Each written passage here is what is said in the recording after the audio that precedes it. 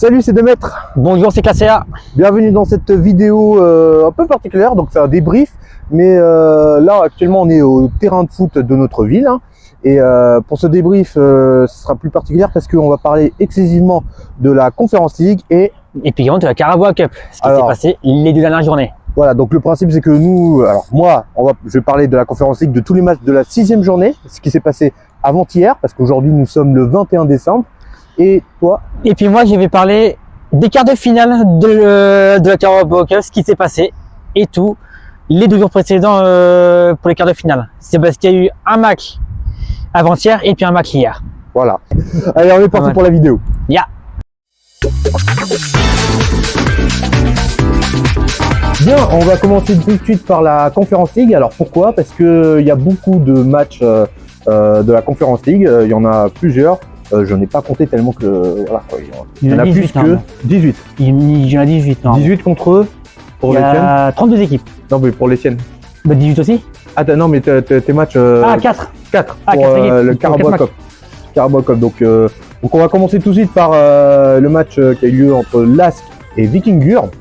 Donc un partout avec un but du côté des LASK par Lubicic à la 26e minute. Et pour le côté Víkingur, il y a un but de la part de Sigurd Passon et un carton rouge. Alors pour Sigurd Passon, le but c'est à la 23e minute par penalty. Mais pour le carton rouge de Kunarsson, c'est à la 90e, à la fin du match, un partout. Carton rouge direct pour le joueur de Víkingur. Donc il jouera pas le prochain match s'il y a lieu entre un autre équipe et l'équipe de Víkingur. Donc ça c'est le premier match que je vous parle. Ensuite on a Real Betis contre AJK qui a eu lieu à Séville même. Donc 1-0 pour à domicile pour l'équipe de Betis. À la 27e minute de Cardozo qui marque le but et donc jusqu'à la 27e jusqu'à la fin du match, Betis remporte. Donc félicitations. Il y a eu un carton jaune à la dernière minute du match pour l'équipe de la AJK de Hassan Bandé. Hassan Bandé, pas Bandé. Excusez-moi. Donc voilà, donc ça, Real Betis ont battu AJK pour le deuxième match que je vous parle. Nous avons ensuite un autre match de 4-3 pour l'équipe de Molde face à Mlada Boleslav.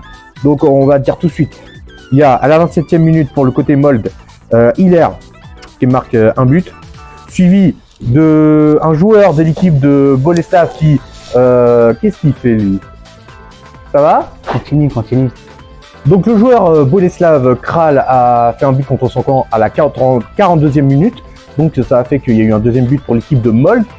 Après il y a eu la seconde mi-temps. Kaza à la 64e minute marque un troisième but de l'équipe. Et à la 90e minute plus une minute de temps additionnel, c'est Stenevic qui marque le 4e but de l'équipe. Et concernant Boleslav, il y a eu un but à la 5e minute de la première mi-temps de Sushi. Donc ils ont commencé à marquer le premier but de ce match. Suivi de Kousev à la 59e minute et Vidra à la 60e minute. Donc il n'y a pas eu d'autres buts après. Donc l'équipe de Molde remporte ce 4-3 de la Conference League. On continue avec un partout pour l'équipe de Heidenheim contre Saint-Gallen. Donc il y a eu but à la 30e minute pour Heidenheim de la part de Sturkopf et de Stanik pour l'équipe de Saint-Gallen à la 70e minute, qui fait un égalité. Nous partons à Stockholm pour le match qui a eu lieu entre Djurgården et Legia Varsovie. Donc 3-1 pour l'équipe de Stockholm, avec au début Nguyen à la 24e minute, premier but, suivi de Humet à la dernière minute de la fin de la première mi-temps, donc 45e plus 4 de temps additionnel. Et ensuite à la deuxième mi-temps, il y a eu un but de la part des Varzawa, de la part de Solek, pardonnez-moi de le nommer, à la 56e minute. Et troisième but de la part de Asplund pour l'équipe Djurgården à la 76e minute. Alors par contre, un match très intense parce qu'il y a eu carton rouge pour les deux équipes d'un côté ou de l'autre. Donc on va dire tout de suite. Donc c'est entre l'équipe Chypre, l'équipe chypriote de Hapoel, contre l'équipe kazakh de Astana, qui ont bien joué contre celle-ci la dernière fois, mais ils n'ont pas pu les battre à 3-1, hein, je le rappelle.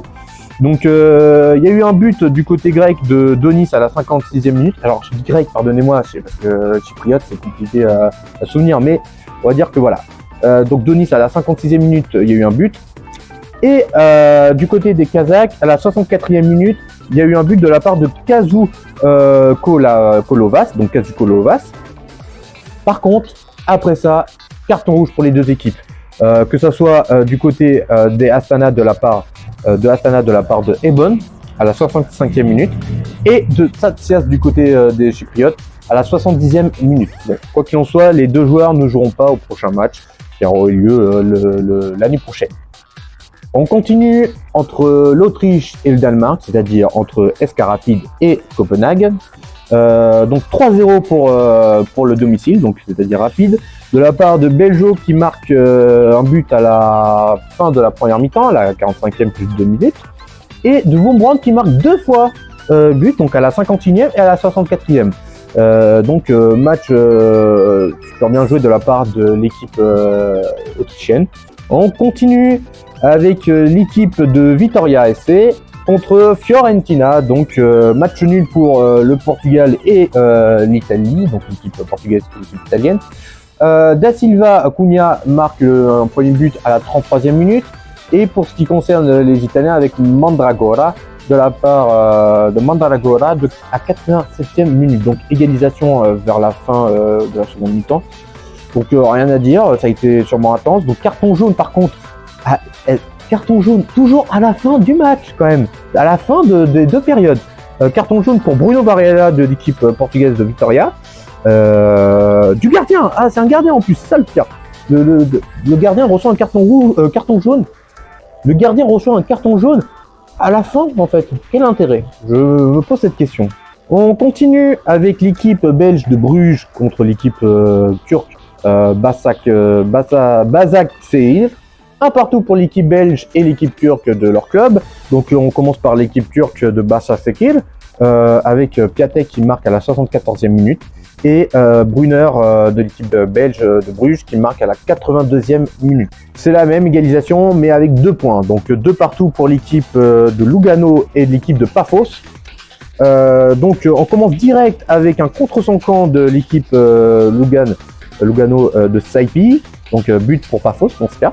À la 4e minute, j'allais dire 80, non, 4e minute, donc déjà quelque chose. Suivi d'un autre but de la part de Lugano, cette fois-ci, de Behaj Mahmoud à la 7e minute. Et ensuite, on a Botani de l'équipe Lugano à la 33e minute qui marque un second but. Et l'équipe de Paphos fait une égalisation à la fin de la seconde période. Donc c'est un truc de dingue. La Conference League, franchement, c'est comment dire, le underrated, c'est-à-dire le sous-côté, parce qu'il y a toujours un truc qui va arriver. Donc de la part de Goldar, à la 90e minute plus 5 minutes de temps additionnel, donc but de Paphos, donc égalisation. Ensuite, on continue avec le match entre Hertz et Petroclub, donc qui a eu lieu à Édimbourg, 2 partout. On commence par du côté Petroclub de Platica à la 21e minute. Suivi de Wilson de l'équipe Hertz à la 64e minute, suivi ensuite de Hospital de la même équipe à la 70e, et à la fin, égalisation de Petroclub sur Moudrak à la 83e minute en pénalty. Donc égalisation impeccable, hein, voilà. Il y a eu un carton jaune, c'est un truc de dingue, carton jaune toujours à la dernière minute, c'est une dinguerie.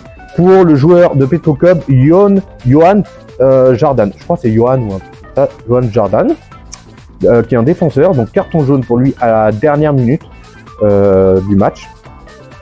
On continue avec là, cette fois-ci, non pas une égalisation, mais 4-0 pour l'équipe grecque de Alors attendez, vas-y, c'est quoi? Panathinaikos. Donc Panathinaikos 4-0 face à Dynamo Minsk, donc l'équipe de Biélorussie. Donc 4-0, donc on va aller direct. Jerem Jeff à la 33e minute, TT à la 54e et 65e, donc deux doublés.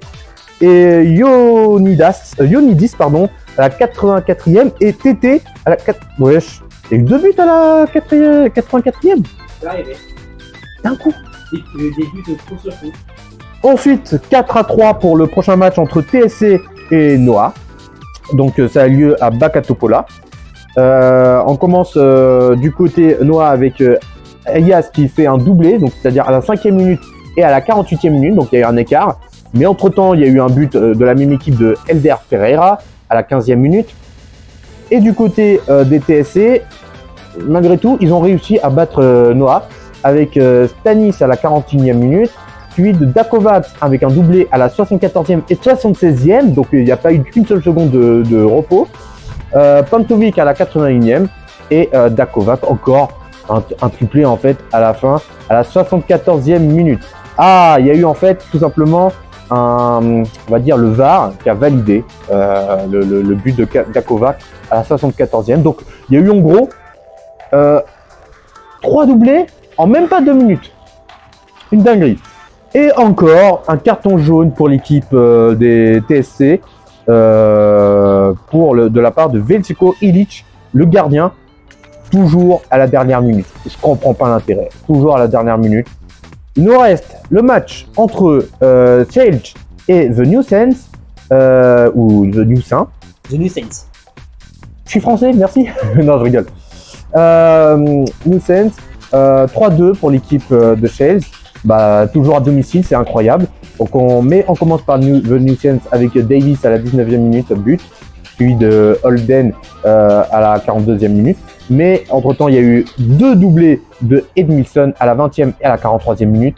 Et Zek à la 79e minute. Ce qui fait que Chelsea a battu The New Saints.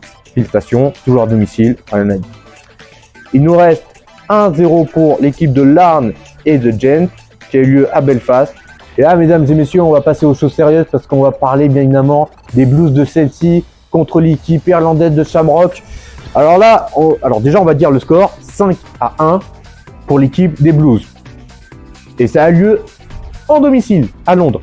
Mais ce qu'il faut dire quand même, t'as dit ? À Stamford Bridge. À Stamford Bridge. Mais ce qu'il faut dire quand même, c'est que avant de donner les personnes qui ont marqué le but, et dont un qui est vraiment le meilleur, à la 4e minute ou à la 5e minute, il y a eu quelque chose de pas très correct. Et le pas très correct, c'est les supporters de Shamrock qui ont lancé des papiers de toilette, quoi, des débris et pas que. Il y a eu aussi quelques bouteilles de verre aussi, j'ai vu. Ouais, quelques bouteilles de verre, mais c'est surtout que j'ai retenu du PQ ou des trucs envoyés à, je crois que c'était Nkoukou, hein, je crois. C'est vrai, c'est au corner. Au corner. Au corner côté supporter. Donc on a dû attendre 2 minutes du côté, voilà. Et donc ça a repris le match. Mais voilà, je suis en train de regarder si ils ont retenu quelque chose. Qui avait dû prendre quelques minutes avant de pouvoir tirer le corner. Ouais. Donc 5-1. Alors faut expliquer tout simplement. Il y a eu. Alors, je vais plus parler à la 40e minute. Il y a eu Dewsbury Hall à la 40e minute, un but pour celle-ci. Cucurella à la 58e minute, but également, deuxième but pour celle-ci. Du côté de Shamrock, il y a eu un but à la 26e minute pour Home. Alors si je mélange tout, parce que c'est pas bon ordre, c'est tout simplement parce que Marc Guiu a fait un carton plein. Triplé à la 23e, à la 34e et à la 45e plus 3. Et je t'avais prédit en direct sur Discord qu'il allait faire un but que quelqu'un allait faire un but. Et surtout, petite précision, Marc Guiu, c'est un jeune d'équipe d'Espagne Espoir qui fait partie de l'équipe des U19 de l'équipe espagnole de la Roja. Ouais. Donc bon, voilà quoi. Donc bon, un jeune qui met un triplé, surtout en Coupe d'Europe. Bon, c'est l'Europa League conférence, c'est vrai, mais en revanche, ça reste une Coupe d'Europe quand même. Et puis ça peut être, c'est génial. Donc là, c'est impeccable. Franchement, que dire de plus ? Bravo à Chelsea, bravo aux Blues. 5-1 et on verra l'année prochaine. Qu'en est-il ? Mais je pense que on a un peu un pressentiment. On a déjà nos impressions pour qui va gagner la 4e saison de la Conference League, qui est la première avec le nouveau nom. Chelsea favori. Parce que Ça a changé cette Il année. y a deux Et clubs qui sont favoris. actuellement, Chelsea Et puis également la Fiorentina. la Fiorentina également. Mais la Fiorentina, je pense que ils vont se fatiguer, je pense. Surtout qu'on rappelle que que la Fiorentina, ils ont participé à 2 finales de Conference League pour 2 défaites. Sans plus attendre, nous allons passer tout de suite à la Carabao Cup avec Lini qui va nous rejoindre tout de La suite. Coupe de la Ligue, c'est Voilà. parti. Donc on est parti. Je vous laisse Lini qui va vous parler les 4 matchs qui ont eu lieu, dans un qui va être très fier, je pense. Exactement. Mais qu'est-ce que c'est que la Carabao Cup? Alors en fait, c'est la seconde coupe anglaise de la coupe anglaise littéralement en fait. Vous avez la FA Cup et puis quand vous avez la League Cup. En gros, vous avez 2 coupes anglaises. Donc oui, voilà, c'est la coupe secondaire. Mais en revanche, c'est quand même intéressant de savoir tout ça. On va commencer par les matchs du mercredi et puis ensuite du match du jeudi qui est hier. On va commencer par Arsenal contre Crystal Palace. Victoire des Gunners 3-2 à domicile. Alors, les Gunners, ils ont très mal commencé leur match. Ils ont pris un but à la 3e minute. À la 3e minute de jeu, ils prennent un but. Alors ça, par contre, parce que Crystal Palace, c'est aussi mon club préféré anglais britannique. Voilà. Et quand il m'a dit qu'il y avait 1-0 pour Crystal, j'ai dit que Crystal allait gagner avant qu'il y ait le match. Et là, je dis putain, je suis à 2-20, c'est pas possible. Et là, il me dit quoi? Il me dit quoi après? Qu'Arsenal reviennent. Donc voilà. Donc Jean-Philippe Mateta qui marque à la 4e minute de jeu à cause d'une erreur défensive des Gunners au final. Une erreur défensive. Tu pouvais faire que des erreurs.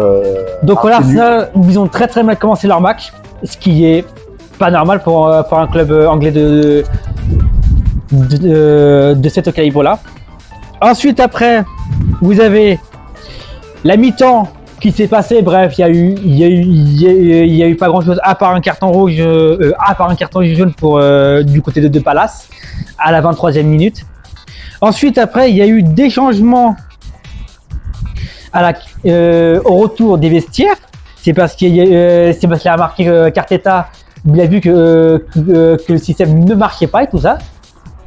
Et puis ensuite, après, Gabriel Jesus qui vient égaliser à la 54e minute. D'ailleurs, le but était supersonique. C'est parce que le match, j'ai pas tout vu le match. Mais en revanche, j'ai vu bonne partie. Donc voilà. Ensuite, après, à la 73e minute, Gabriel Jesus qui signe le doublé avec le passeur décisif Bukayo Saka qui a fait la passe décisive juste avant pour le premier but de Jesus, c'était un petit peu Martin Odegaard. Et ensuite, nous avons eu un but de Gabriel Jesus pour le triplé. 81e minute de jeu.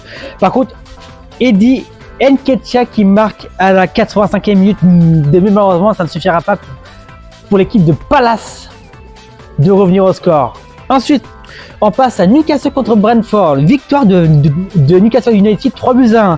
Alors, Newcastle United a roulé sur Brentford. Donc, la victoire à domicile. Donc, littéralement, Newcastle a roulé sur Brentford. Avec un but à la 9e minute de Sandro Tonali. Un but à la 43e minute, doublé de Sandro Tonali. Et puis ensuite, il y a eu des cartons jaunes du côté de Newcastle, du côté de Brentford. 17e minute, 31e minute, 38e minute, Bruno Guimaraes qui prend un jaune aussi à la 38e minute. Et puis ensuite, Tino Livramento qui prend un jaune à la 45e minute plus 1. Donc voilà. 17e minute, 38e minute, donc quoi, 17e minute, 31e minute, 38e minute et puis 45e minute plus 1. C'était des cartons jaunes. Du côté des deux équipes. Donc voilà. Ensuite, après, on a eu le but de Fabien Schär qui signe le 3-0. Donc voilà. Newcastle qui ont mis littéralement Brentford dans l'eau. Littéralement. Mais bon. Wissa qui marque à 90e minute plus 1. De même, malheureusement, les espoirs londoniens étaient déjà brisés. Ensuite, après, on a eu Southampton contre Liverpool, victoire des Reds 2-1 à l'extérieur.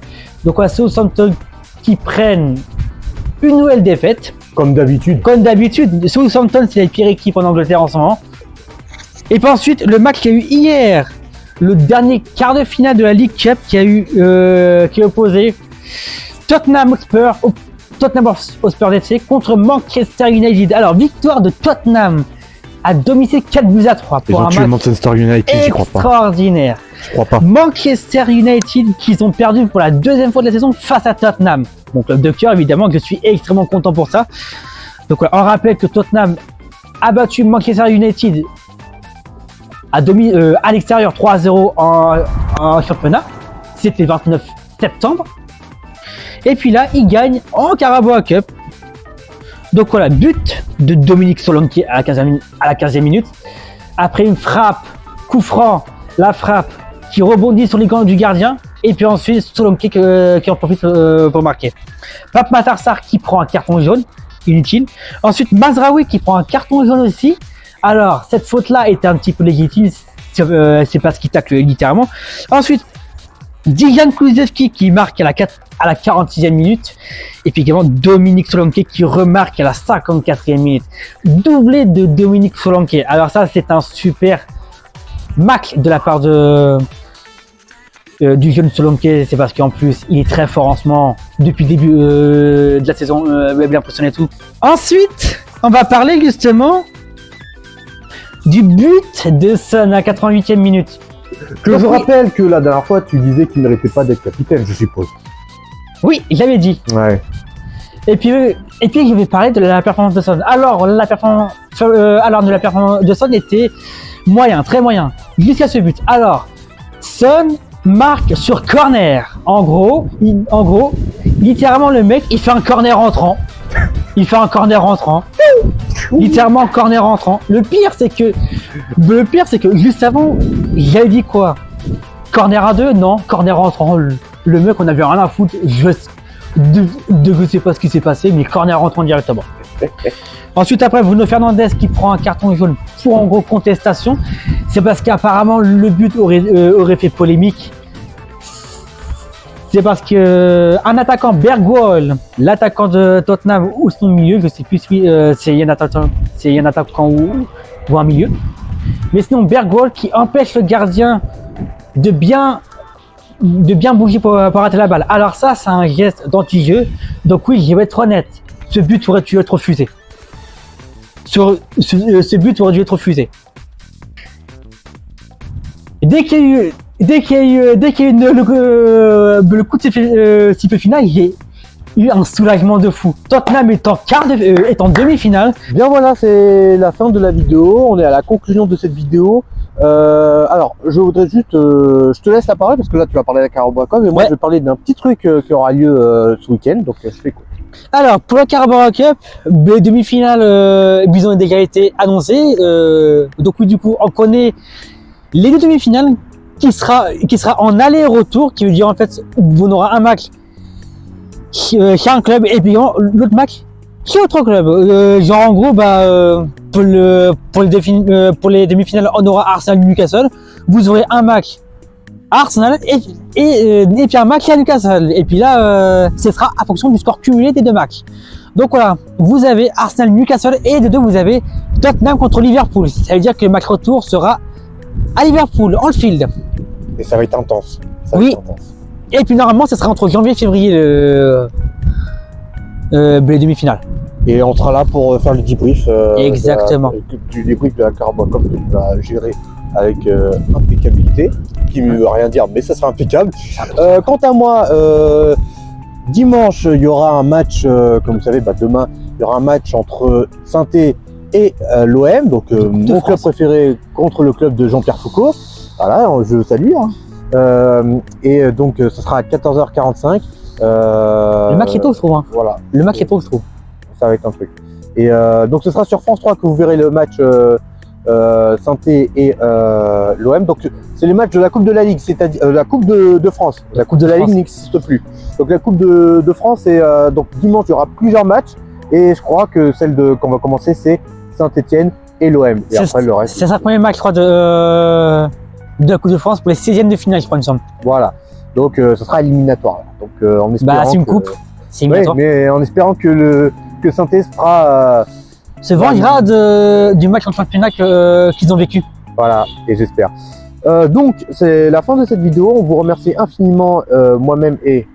La CA, Lenny, Voilà. moi. Donc n'hésitez pas à vous abonner à la chaîne, de liker cette vidéo, de commenter cette vidéo, voilà, de partager vos ressentis, quel est votre club préféré ou n'importe, voilà, donner votre avis sur n'importe quoi sportivement et de partager la chaîne ainsi que la vidéo, c'est très important pour le référencement et on voit que pas mal de gens se sont abonnés dernièrement à la chaîne, on est actuellement à 87 abonnés à l'heure actuelle. Il faut Peut-être, continuer.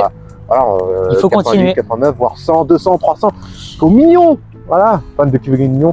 Donc continuez ainsi et on vous remercie infiniment. Donc de nous suivre aussi sur les autres réseaux sociaux. Donc ils se trouvent à droite. Donc vous voyez nos Instagram, vous voyez notre Twitch alors le Twitch de Lenny Oui. et Twitter de Lenny. Alors il ne s'affiche pas, mais vous allez direct dans la description.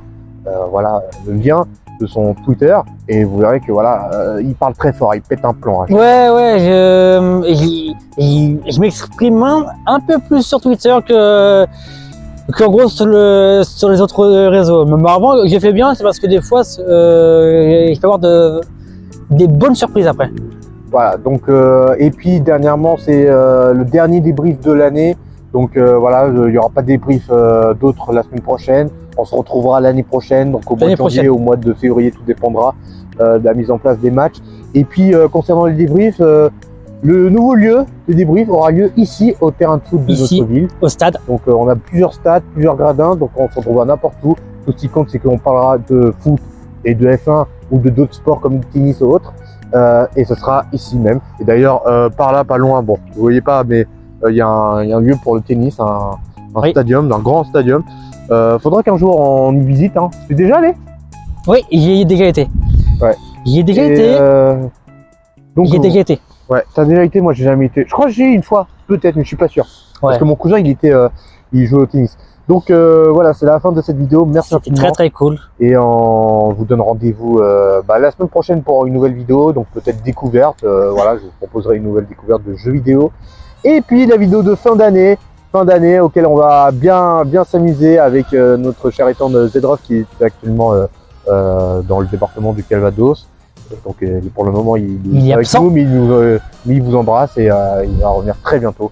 Je vous dis à très bientôt et quant à Lenny, prenez soin de vous, c'est très important. Également. Et surtout, mangez bien pour les fêtes de fin d'année, c'est important. Alors, on va bien manger. Salut tout le monde. Salut.